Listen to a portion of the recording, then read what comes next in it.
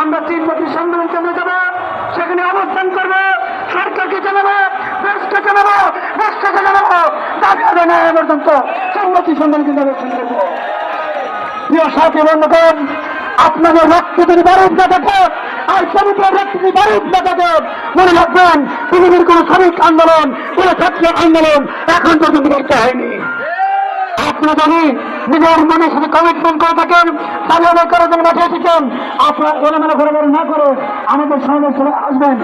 এরপরে আপনারা যারা বক্তব্য দিবেন পরিষ্কার অবস্থান পরিষ্কার করবেন।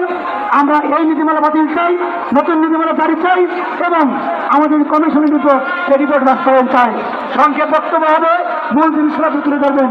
এরপরে বক্তব্য রাখার জন্য অনুরোধ করছি বাংলাদেশ আবাসিক কর্মচারী ঐক্য পরিষদের বিপ্লবী সহসভাপতি এবং বাংলাদেশ স্থানীয় উন্নয়ন বোর্ডের কর্মরত আমাদের সকল প্রিয় জনাব মোহাম্মদ শাহাদুল হোসেন ভাই। বিসমিল্লাহির রহমানির রহিম। আমি প্রথমেই ধন্যবাদ জানাই বাংলাদেশ আবাসিক কর্মচারী ঐক্য পরিষদের আমাদের শ্রদ্ধেয় সভাপতি সাহেবকে এবং আমার সারা বাংলাদেশ থেকে আগত আমার সকল সহকর্মী ভাই ও বোনেরা। আসলে আমি আপনাদের উদ্দেশ্যে অনেক কিছু বলতে চাই, কিন্তু সুযোগ অতটা অবশ্য নাই। আমি সংক্ষেপে কিছু বলবো আপনাদেরকে।